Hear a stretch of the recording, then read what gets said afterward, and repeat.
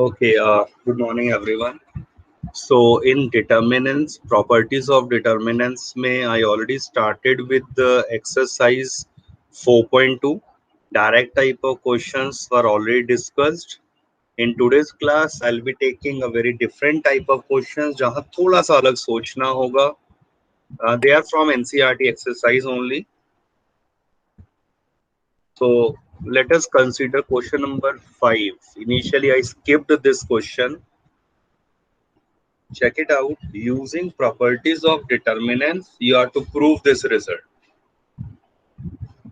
So now this time we are to prove that this determinant is twice this determinant. We are not going to expand both of them. So logically, how we are going to proceed? I will consider LHS, and using the properties, I will convert this into RHS without any expansion. So how that can be achieved? Please check it out.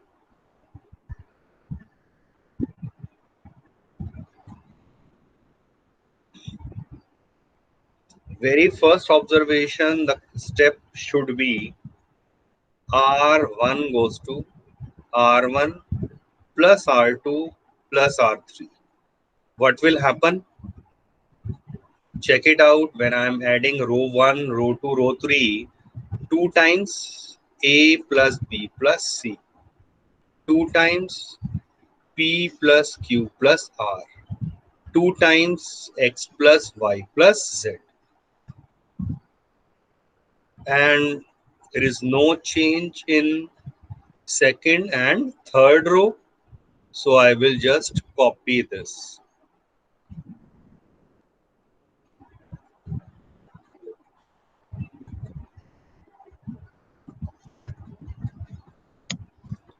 Yes, ठीक है. So next step में clearly हम 2 common निकाल देंगे. So 2 common.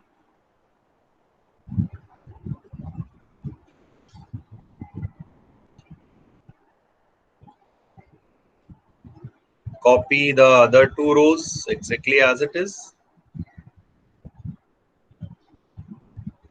And now look at the answer. जो मुझे लाना है. वहां अगर आप ध्यान से देखें तो यहाँ A, P, X, B, Q, Y and so on. क्या ऑपरेशन लगता है लगाया जाए? R2 goes to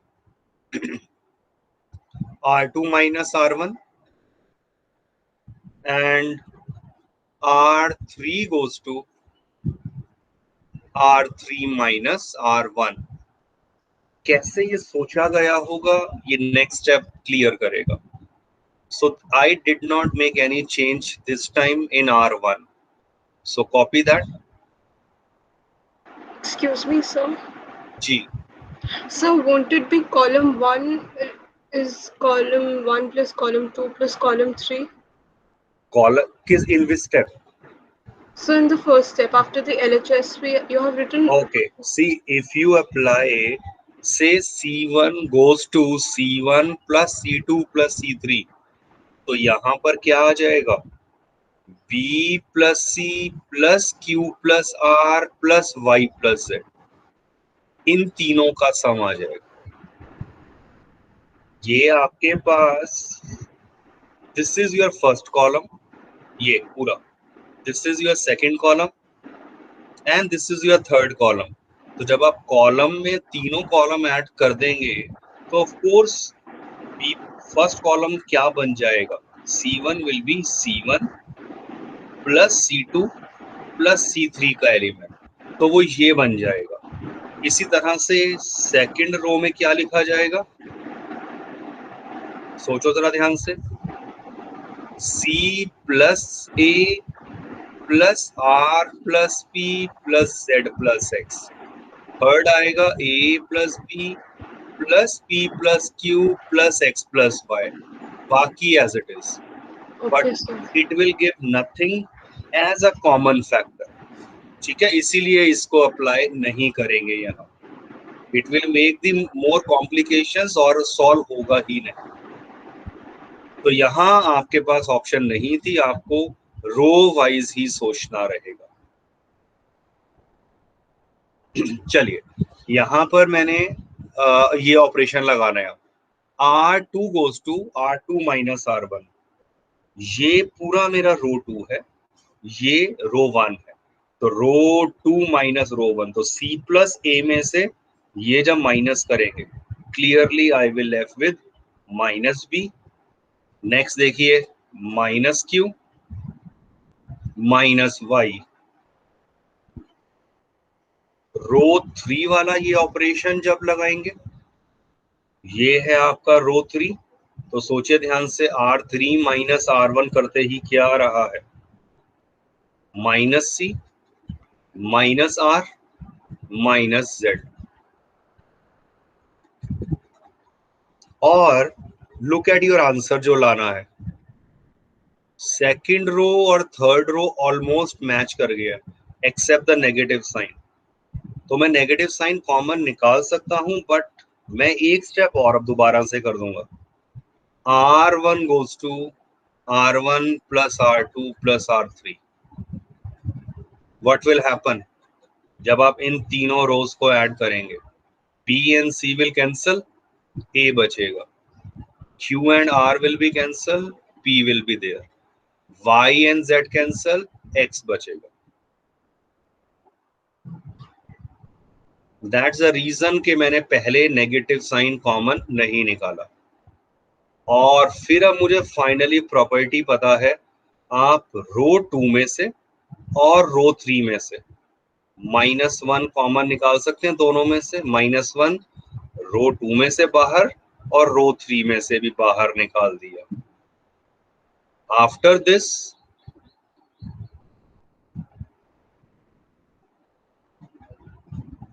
one can easily note, ये माइनस माइनस प्लस हो गया और यहां बच गया 2 टाइम्स दिस,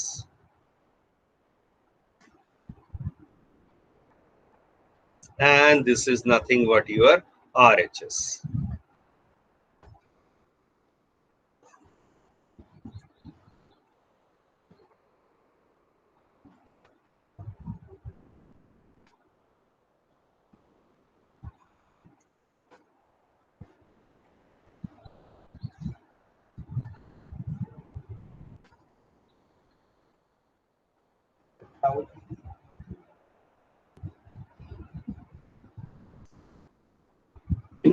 विदाउट एक्सपेंडिंग वगैरह और प्रॉपर्टीज वगैरह सोच के करना है।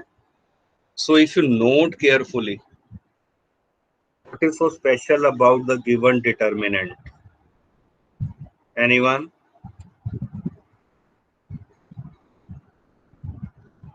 Corresponding matrix क्या है?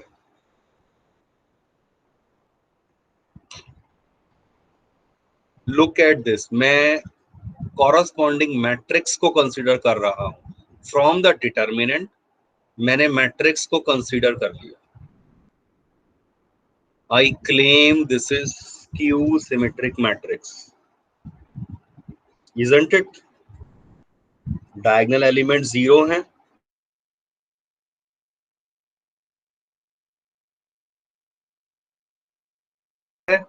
आप यहां से ट्रांसपोज लिखो, इसका कितना आ गया, ये transpose 0 minus A 0 C minus B minus C 0, ये ट्रांसपोज लिख दिया, माइनस कॉमन निकाल दो थ्रू आउट, और याद रखो ये मैट्रिक्स है तो हर एक एलिमेंट का साइन बदल जाएगा। यही डिफरेंस है मैट्रिक्स और डिटर्मिनेंट में, अगर आप कोई साइन कॉमन निकालते हैं। And if you note carefully, ये क्या लिखा हुआ आ गया, A itself, so what does that mean? A transpose अगर माइनस A है, एक तो ये स्क्यू सिमेट्रिक हो गया, तो अब अगर मैं डिटर्मिनेंट ले लूं बोथ द साइड्स, तो इसका डिटर्मिनेंट होगा इसके डिटर्मिनेंट के इक्वल। और अब कुछ प्रॉपर्टीज को सोचना शुरू कीजिए। पहली प्रॉपर्टी ये थी, ट्रांसपोज का डिटर्मिनेंट हो या मैट्रिक्स का, they will be the same. Second property, k times a का डिटर्मिनेंट होता है k की पावर n इंटू डिटर्मिनेंट है। This is done in exercise 4.1। क्या मतलब हो गया, ये आपका 3/3 मैट्रिक्स थी, तो -1 की पावर, ये जो -1 लिखा है यहाँ 3 हो जाएगा इंटू डिटर्मिनेंट ऑफ ए, और determinant A is minus determinant है, ये इधर आकर 2 टाइम्स हो जाएगा, और डिटर्मिनेंट ए आ गया 0।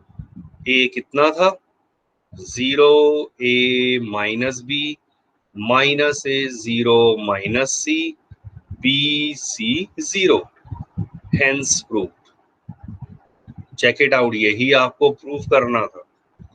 तो एक आपको एक जनरलाइज्ड अगर मैं रूल की बात करूं, the determinant of every odd ordered skew symmetric matrix, determinant of every odd ordered, odd order का मतलब ऑर्डर 1/1 हो, 3/3 हो, 5/5 हो and so on, so skew symmetric, उसका डिटर्मिनेंट हमेशा 0 होता है।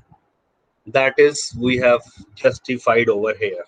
अगर मान लो ऑर्डर 5 भी होता, यहाँ क्या आ जाता, 3 की जगह 5 आ जाता, तब भी यहाँ पर नेगेटिव आ जाता, -1 की पावर 5 होने की वजह से। इसीलिए ऑड ऑर्डर के स्क्यू सिमेट्रिक का डिटर्मिनेंट 0 होता है। 1 मार्कर के हिसाब से you can learn that property, direct आप लिख सकते हैं, otherwise you have to go for this calculation. अब इस क्वेश्चन में अगर आप सोचें कि भाई सर आपने R1 goes to R1 plus R2 plus R3 type क्यों नहीं किया, नॉर्मली तो हम उन्हें प्रॉपर्टीज और डिटर्मिनेंट कह रहे थे। अब उन प्रॉपर्टीज को अगर मैं अप्लाई करता हूं, I will not be able to solve this.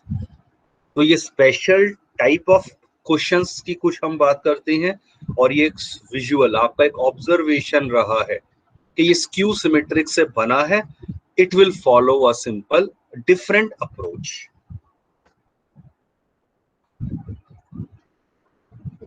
Right, ठीक है, वो मैंने अभी चेक करा, समृद्धि और लविश ने लिख ही दिया था क्यू सिमेट्रिक वाला ऑब्जर्वेशन।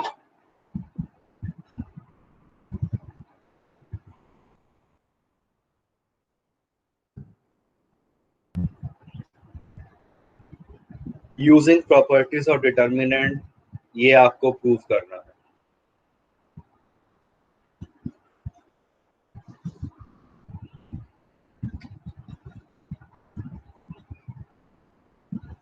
Note carefully RHS। सबसे पहला काम मेरा ऑब्जर्वेशन ये होता है, generally 1 plus A square plus B square का क्यूब है, इसका मतलब 1 plus A square plus B square as a factor is definitely present in my determinant। तो वो फैक्टर को लोकेट करना ही सबसे इंपॉर्टेंट है। How I can make that, या तो डायरेक्ट विजिबल हो। जनरल रूल हमने क्या सीखा था, यू स्टार्ट विद R1 से goes to R1 plus R2 plus R3, या C1 में देख लो, या R1 goes to R1 minus R2 and so on. तो आप ऐसा जो भी रूल माइंड में आ रहा है, अगर आपको अप्लाई करते हैं, यू विल फाइंड कि 1 plus A square plus B square उससे नहीं आ रहा है। क्या सोचा जाए, how I can make 1 plus A square plus B square.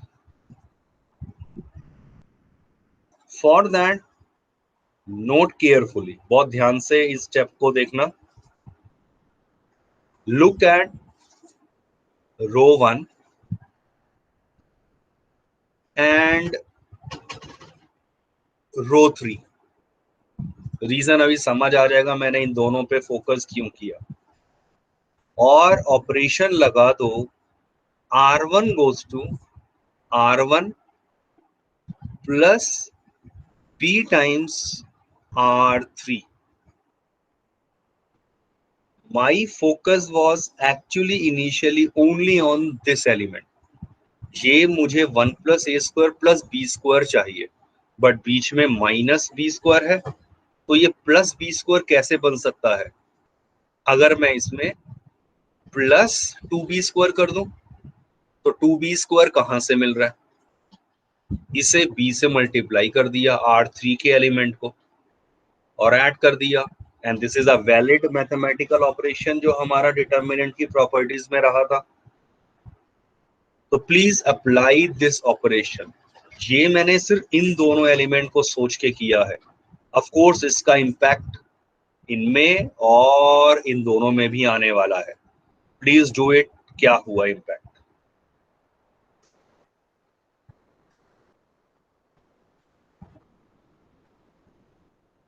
Of course ये तो मैंने ही बनाया था. 1 plus A square plus B square.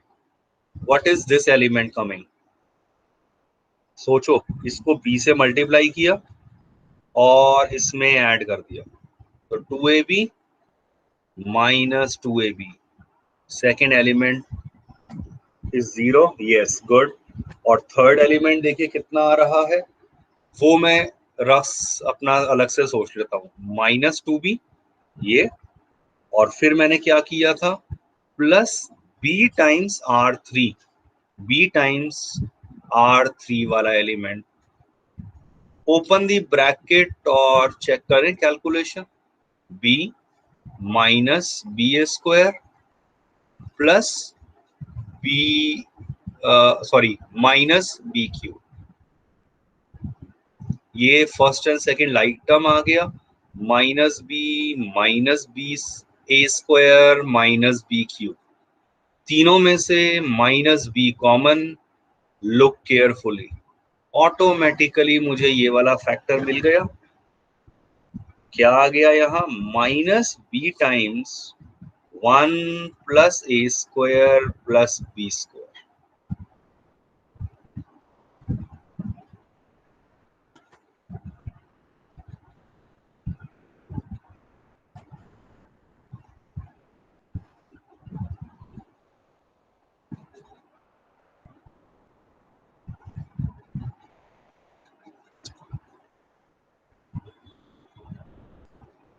Yes.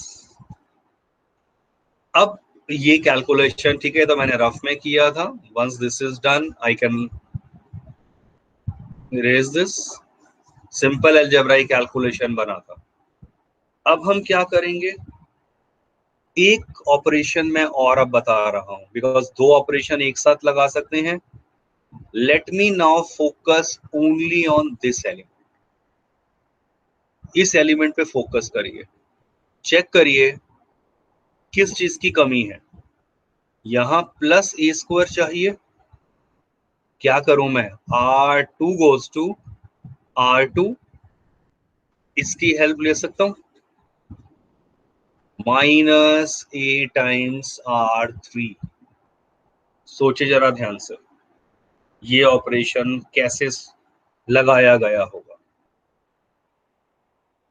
Initially मैंने इन दोनों एलिमेंट पे फोकस करा, बट अब टोटल थ्रू आउट मैंने कह दिया कि रो 2 में ये ऑपरेशन लगा लो. तो इन दोनों पे फोकस कीजिए एंड चेंज यूर रो 2. तो रो 2 फर्स्ट एलिमेंट सोचिए क्या आ जाएगा. यहाँ this is 2ab.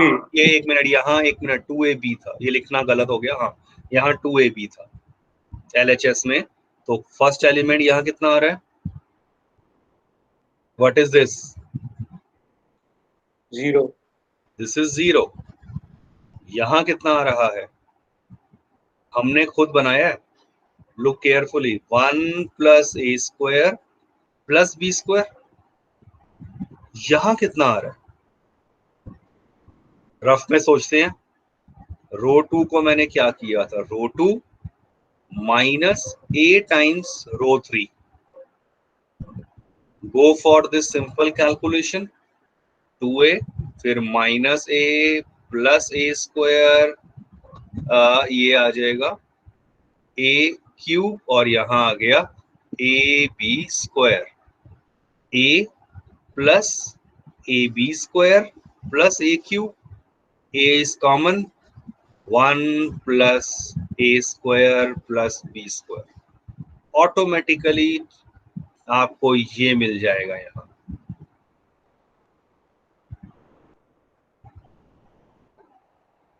And there is no change in third row, वो कॉपी कर दीजिए।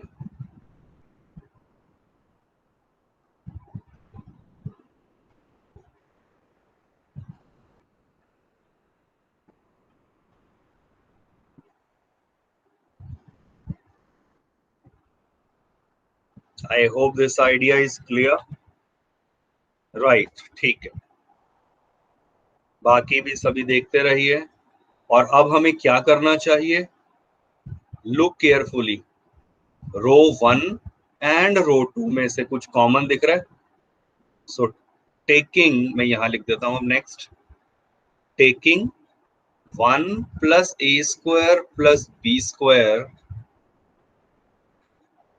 कॉमन, कहां से, from row 1 and row 2 respectively.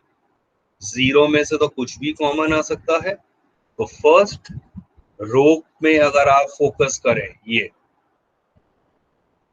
इसमें से हमने कॉमन निकाल दिया 1 plus A square plus B square, right, तो क्या आ जाएगा यहाँ 1 0 माइनस बी,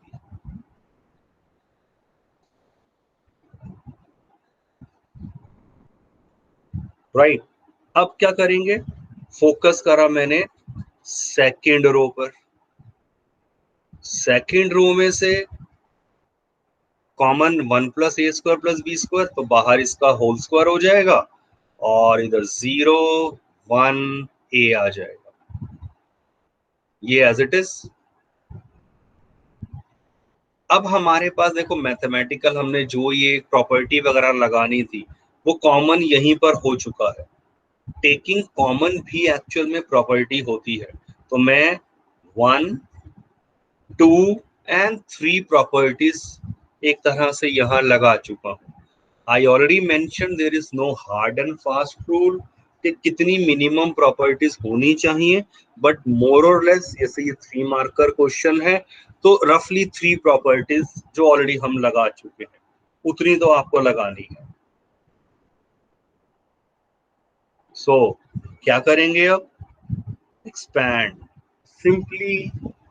अब आपके पास ज्यादा कोई ऑप्शन नहीं है, आप इस डिटर्मिनेंट को एक्सपैंड कर दीजिए, तो 1 इंटू, ये यूजुअल मेथड से 1 minus A square minus B square minus minus plus 2 A square, second term 0 हो जाएगी माइनस 0 की वजह से, फिर माइनस बी इंटू ये 0 and then minus 2b, simplify, open the bracket करने के बाद आपको मिल रहा है 1 plus A square plus B square, that is of course for sure, और इसका आ गया cube which is equal to RHS।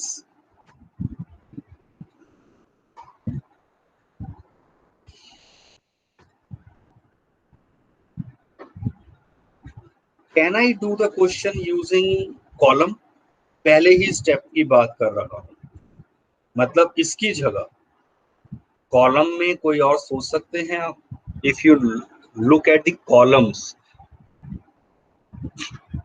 मतलब इस कॉलम को और इस कॉलम को देखकर,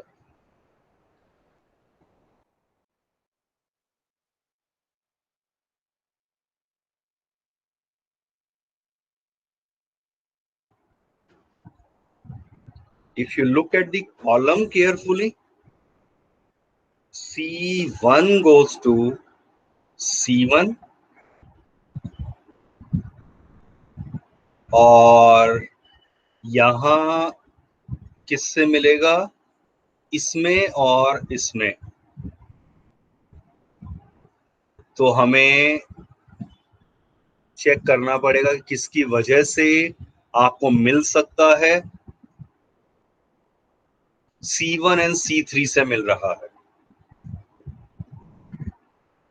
इंस्टेड ऑफ दिस एक बार जरा अब आप हाईलाइट मैं करके दिखा देता हूं,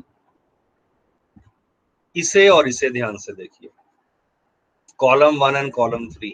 तो C1 गोज टू C1, क्या करना पड़ेगा, minus B times C3 and C2 goes to C2 plus A times C3। कैसे सोचा है, check it out in your homework. So same question alternatively पहले स्टेप से ही मैं कॉलम वाइज भी कर सकता था।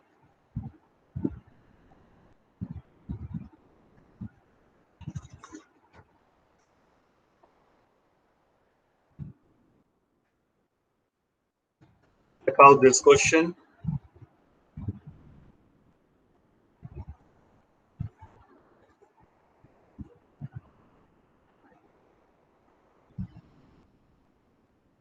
Look carefully at the answer.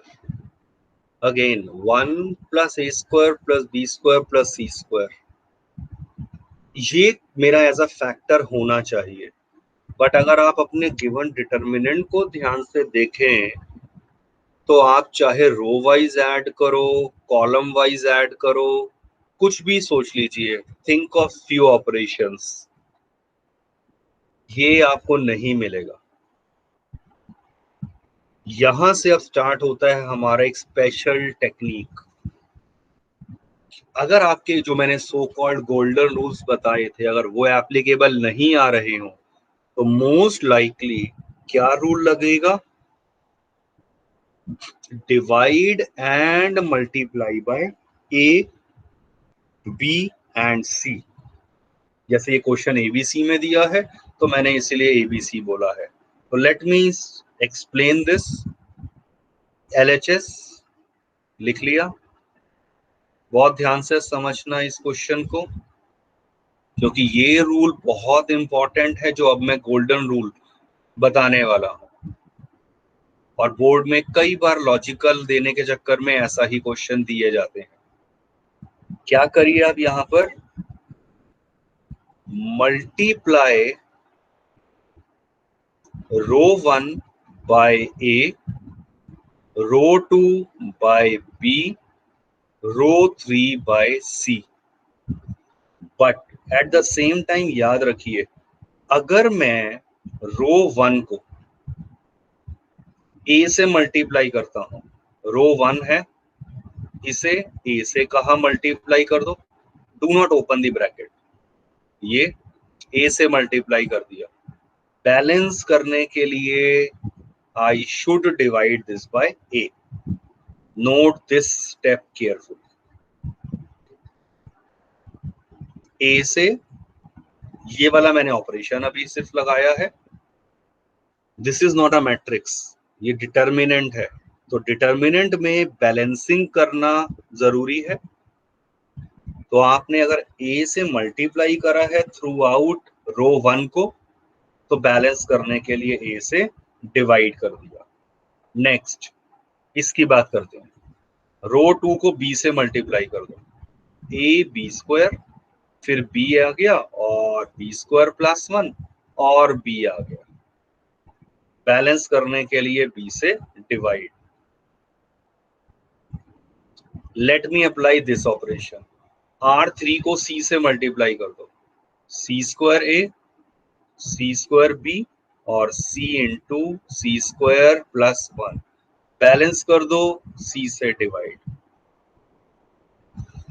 But what is the benefit of this, क्यों किया मैंने,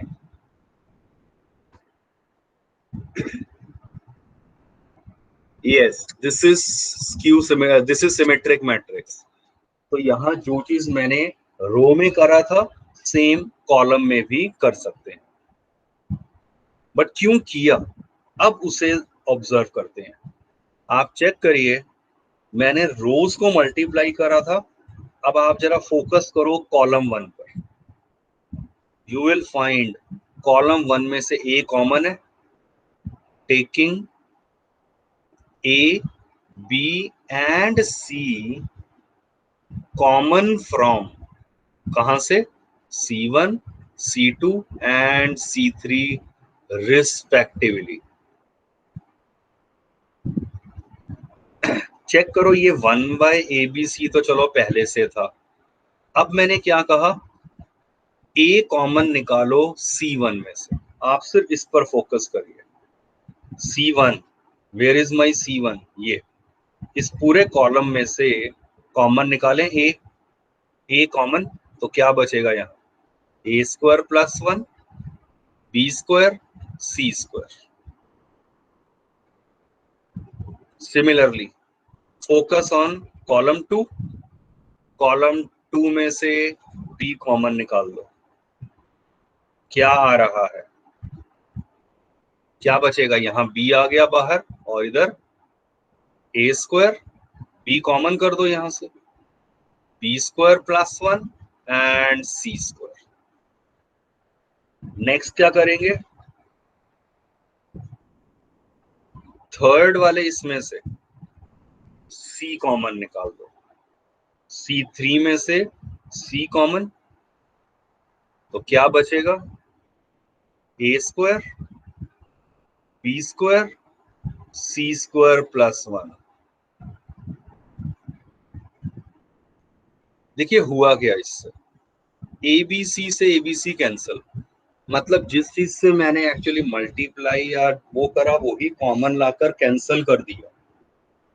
but now observe the determinant. Initial जो मेरा डिटर्मिनेंट था क्वेश्चन में और अब वाला डिटर्मिनेंट, नोट द चेंज।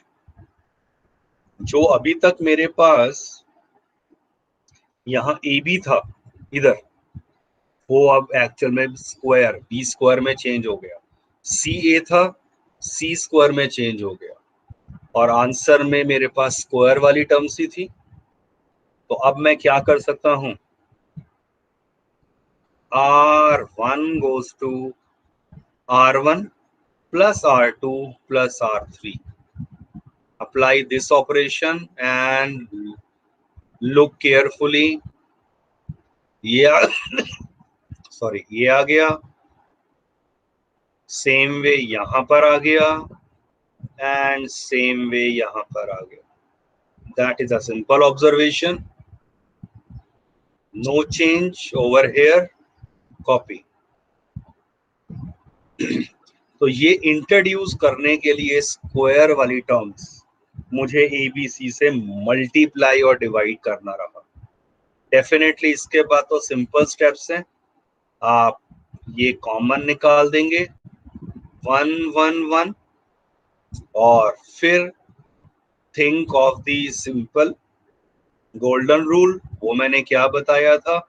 जैसे ही 1 1 1 दिख गया, C1 goes to C1 minus C2, C2 goes to C2 minus C3। दो जीरोस इंट्रोड्यूस हो जाएंगे। ओपन द डिटर्मिनेंट और वैल्यू उसकी सिंपली 1 आ रही है, क्योंकि आंसर ऑलरेडी मेरा आ चुका है।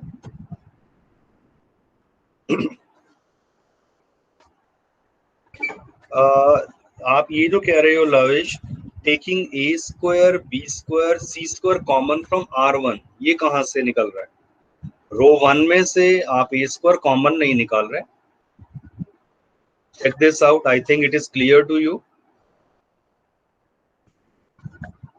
मैं यहां से, आप यहां स्टेप में शायद कहना चाहते हो, इस स्टेप में से A² अगर मैं कॉमन निकाल भी देता हूं, चेक करो ब्रैकेट में क्या बचेगा फिर?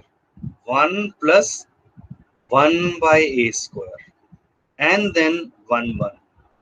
तो 1/1/A² आ जाएगा, जबकि मुझे सिर्फ A² चाहिए, not 1/A²। I hope it is clear. इसीलिए ये कॉमन नहीं निकालेंगे।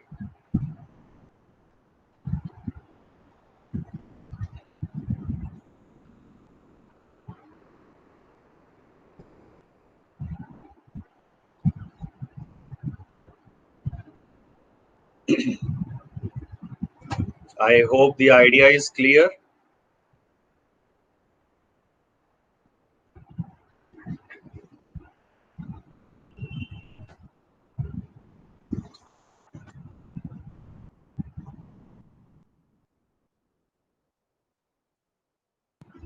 चलिए बस आज हम इतना ही यहीं तक ही मैं रखता हूँ अपना जो हमने डिस्कस करना है। और lastly as far as your holidays homework is concern, पहली बात please be safe at your home. Secondary आपकी एजुकेशन और मैथ्स ये सब चीजें सेकेंडरी हो जाती हैं, तो सबसे पहली बात अपना और अपने फैमिली मेंबर्स का ध्यान रखिए। और अगर थोड़ा टाइम जितना अब आपको थोड़ा मन करता है, you want to change your mood, then you must study. तो उस केस में of course we are giving you the holidays homework, और वो सिंपल है, आपका दो चीजें हैं। ये आपको रिटर्न में भी मिल जाएगा वैसे। एक तो आपके पास एक्टिविटी फाइल, अगर मार्केट से नई परचेज कर पाते हैं, इफ मार्केट ओपन्स, ठीक है, आफ्टर फ्यू डेज लॉकडाउन के बाद, you can buy new activity file and do your homework in that. जो एक्टिविटीज फाइल जो मैंने ऑलरेडी पीडीएफ शेयर करा है, उसमें से फर्स्ट 2 तो मिनिमम कर लीजिए। बाकी अगर आप फर्स्ट 3 फर्स्ट 4 कर लेते हैं एज आई ऑलरेडी रिकमेंडेड, वो आपके लिए इजी रहेगा, बाद में आपके पास वर्क प्रेशर कम होगा, ठीक है। क्योंकि इसका इंटरनल असेसमेंट में जो हमारे आउट ऑफ 20 मार्क्स हैं, तो वो 10 में से तो सिर्फ फाइल और उसके वाइवा के रहेंगे। अदर देन दैट आपका आपने कितना होमवर्क किया, यूनिट टेस्ट का, आपकी अटेंडेंस, उन सब के वेटेज होता है, तो वो बाद वाली अटेंडेंस से काउंट होगा। अभी को हम इतना सीरियसली उसको काउंट नहीं कर रहे।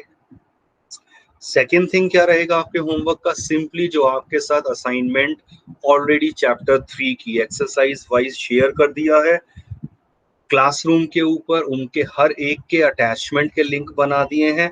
Number of you already have submitted, तो बाकी भी उसको प्लीज सबमिट करें, काम कंप्लीट करें। रजिस्टर अपना मैथ्स का एक ही मेंटेन कर रहे हैं।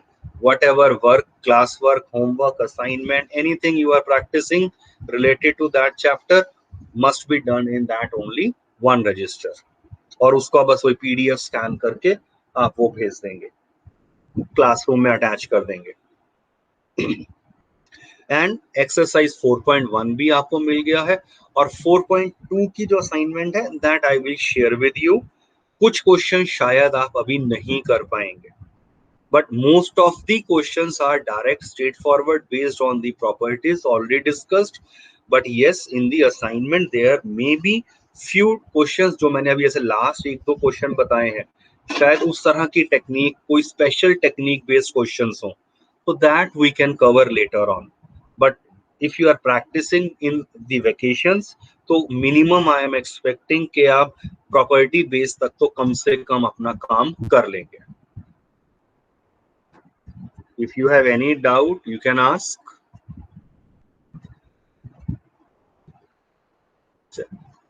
ठीक है, that's all for the day. Take care of yourself. Be Thank you, safe sir. at home. चलिए, take care. God bless you all. Thank you. You can leave the meeting now.